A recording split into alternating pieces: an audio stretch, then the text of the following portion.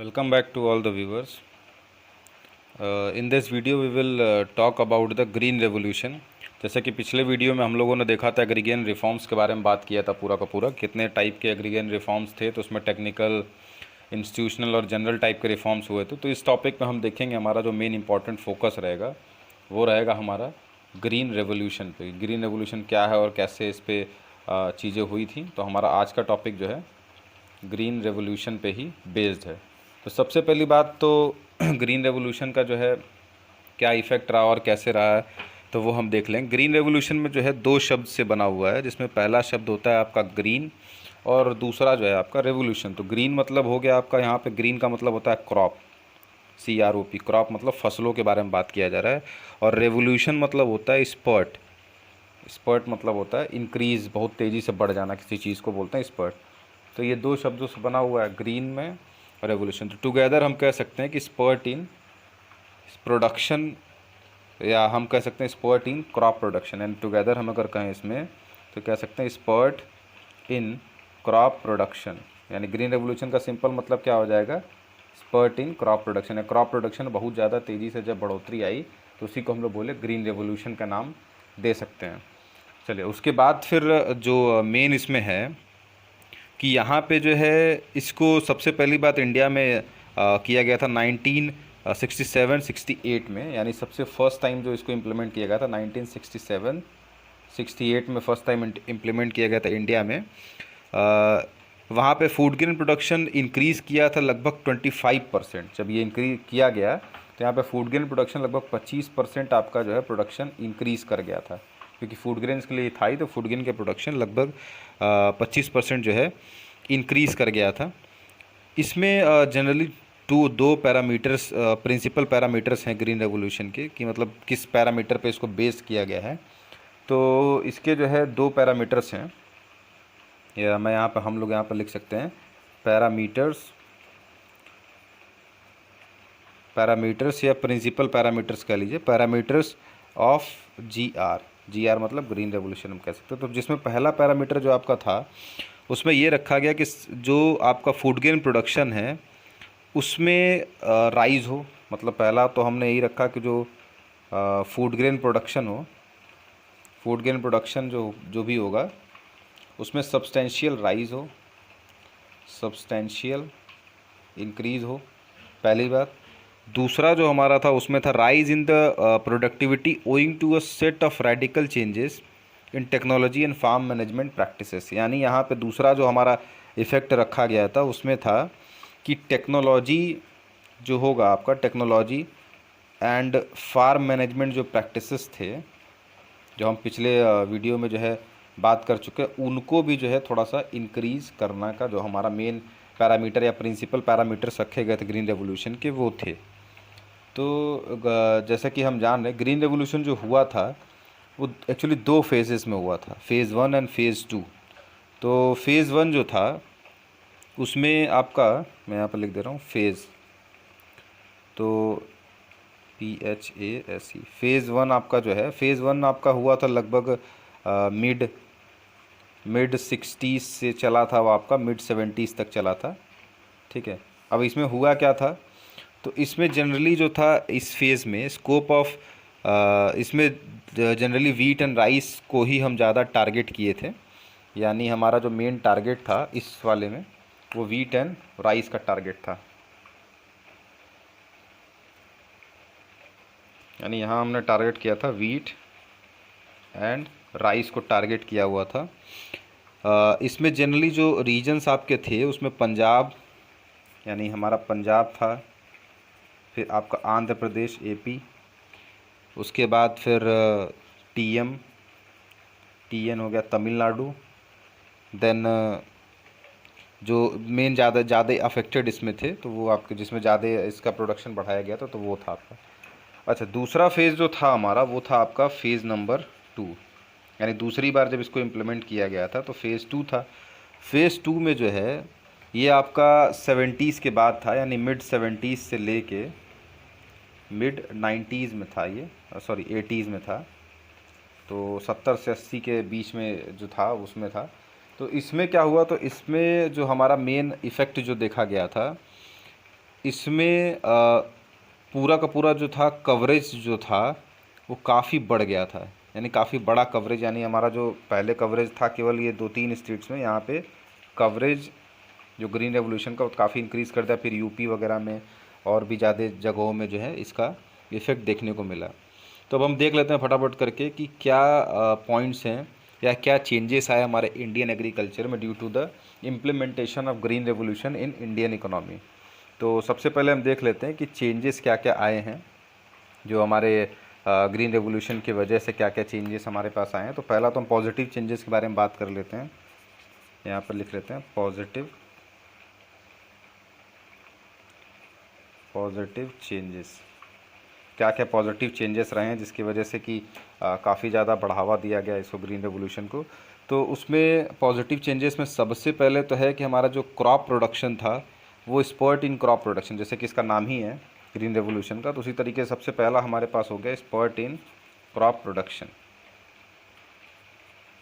Spurt in crop production का मतलब था कि जो हमारा प्रोडक्शन था क्रॉप का, यानी जो जो भी क्रॉप्स हम इसमें उगा रहे थे वो काफ़ी ज़्यादा इंक्रीज़ कर गए।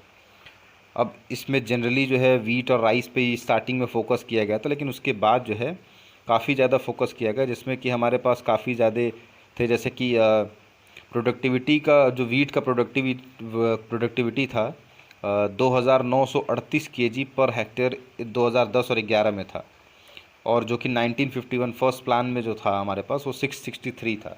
यानी काफ़ी ज़्यादा इम्प्रूवमेंट देखने को मिला कि 663 से ये हो गया लगभग 2938 केजी पर हेक्टेयर। ये 2010 का डाटा है, ये 1951 का डाटा है।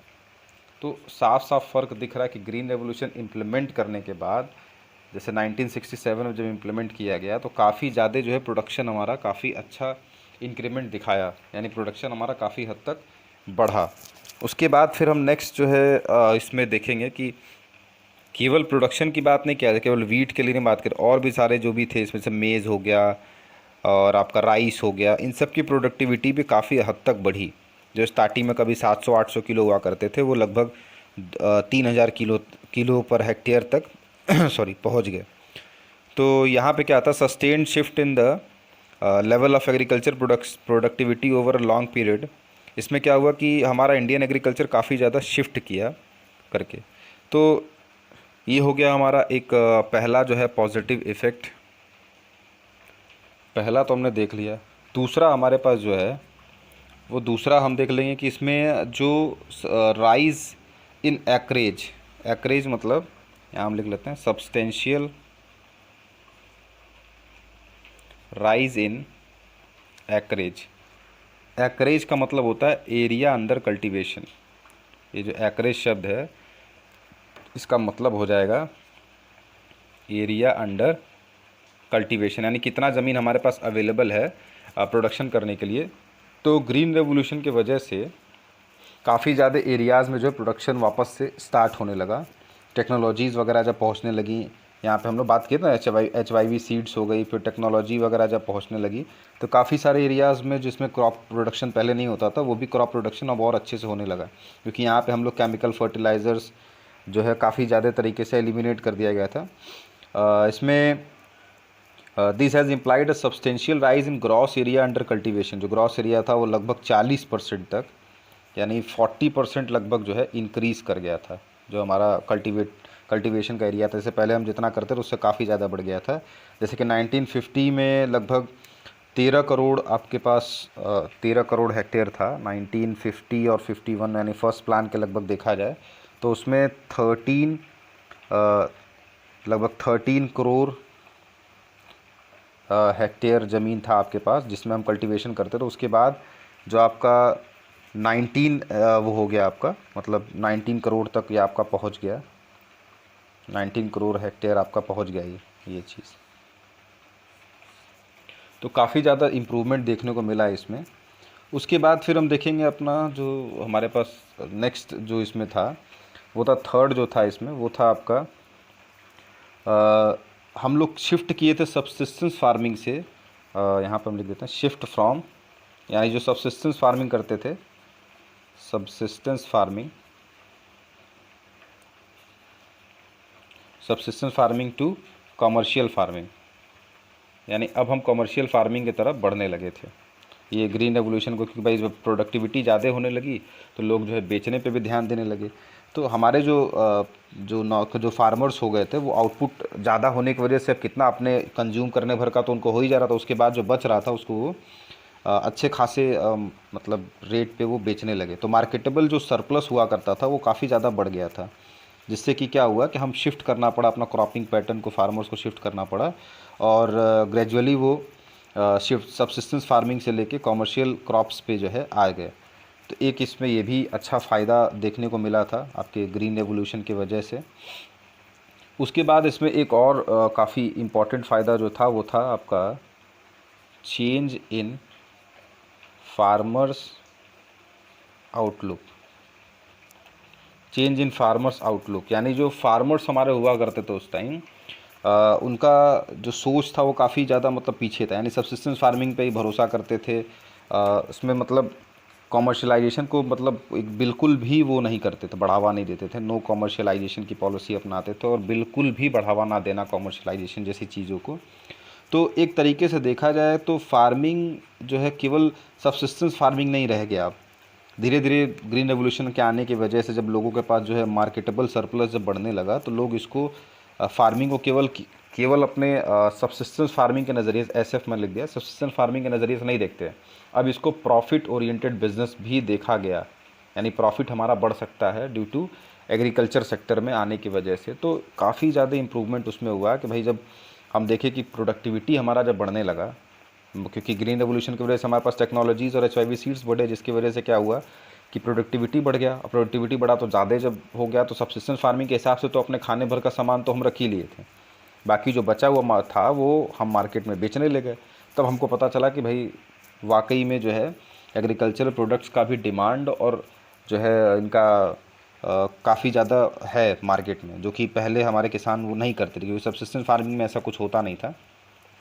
तो ये हो गया आपका। उसके बाद जो हमारे पास नेक्स्ट इसमें जो फ़ायदा हुआ था वो था आपका सेल्फ सफिशिएंसी। सेल्फ सफिशिएंसी इन फूड ग्रेन प्रोडक्शन, यानी फूड ग्रेन प्रोडक्शन में भारत जो है आत्मनिर्भर लगभग हो गया था। यानी सारा जितना भी प्रोडक्शन कर रहे थे वो हमारे पास पूरा का पूरा हो गया था। ये सेल्फ सफिशिएंसी इस वजह से भी हुआ क्योंकि हमारा जो है दो चीज़ें हमारे पास अच्छी हो गई थी। पहली बात तो हमारी जो प्रोडक्टिविटी हमारी जो है बढ़ गई थी, और दूसरा बात जो हमारा एक्रेज था, एक्रिएज जो हमारा था, एक्रिएज अभी मैंने बताया ना, एरिया अंडर कल्टीवेशन। तो ये दोनों चीज़ें जब बढ़ गई तो इसकी वजह से क्या हुआ, प्रोडक्टिविटी पे काफ़ी ज़्यादा इफ़ेक्ट पड़ा था, जिसकी वजह से प्रोडक्टिविटी भी काफ़ी ज़्यादा हद तक बढ़ी। तो उस पर हुआ क्या कि फिर हम इंडिया जो स्टार्ट किया बफर स्टॉक्स बनाना फूड ग्रेन्स का, यानी कि इंडिया ने बफर स्टॉक्स की तरफ मूव किया, buffer stocks of food grains.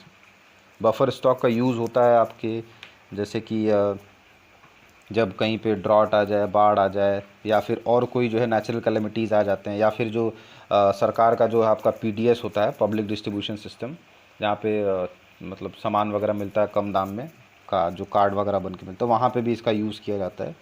तो ये हमारा मेन इफ़ेक्ट रहा इसमें। जैसे पहले तो हम लोग देख ही चुके कि जो टेक्निकल, इंस्टीट्यूशनल और जनरल रिफॉर्म्स जो है सारे तो इसमें थे ही, उसके साथ ही साथ ग्रीन रेवोल्यूशन का भी काफ़ी ज़्यादा इफ़ेक्ट रहा इसमें, जिसमें मार्केटेबल सरप्लस काफ़ी अच्छा रहा। मार्केटेबल सरप्लस का मतलब भी वो होता है कि it refers to surplus of farmers output over and above his own farm consumption. एक बार हम लिख भी लेते हैं क्योंकि ये काफ़ी बार पूछा जाता है मार्केटेबल सरप्लस का मतलब क्या होता है। तो मार्केटेबल सरप्लस कुछ बहुत बड़ा चीज़ नहीं है, लिख लेते हैं यहाँ पे। मार्केटेबल सरप्लस जो होता है इसका मतलब होता है कि ये एक्स्ट्रा जो होता है, यानी जो हमारे पास ओन कंजप्शन के लिए जो हम करते थे, जो ओन कंजप्शन करते थे, यहाँ लिख देता हूँ, ओन फार्म कंजप्शन जब करते थे तो उससे जब ज़्यादा हमारा प्रोडक्शन हो जाए, यानी कि जो आउटपुट हुआ है वो होम फार्म कंजप्शन से ज़्यादा हो जाए आउटपुट, तो जो बचा हुआ है वही आपका मार्केटेबल सरप्लस हो जाता था। तो ये भी काफ़ी अच्छा रहा। तो ये पूरा हमारे पास ग्रीन रेवोल्यूशन के पॉजिटिव इम्पैक्ट्स है। नेक्स्ट वीडियो में हम देखेंगे about the weather India needs another green revolution और नॉट। तो thank you for watching this video.